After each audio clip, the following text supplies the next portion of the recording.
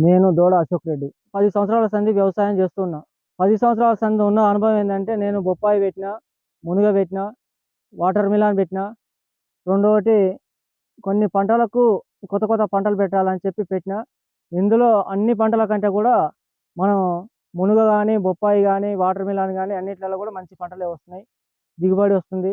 రెండోటి మనం చేసే పని కూడా కష్టపడి పని చేయాలి.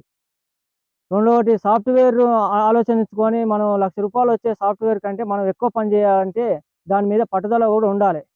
పట్టుదల లేనప్పుడు నువ్వు ఏ పని చేసినా గానీ రాదు.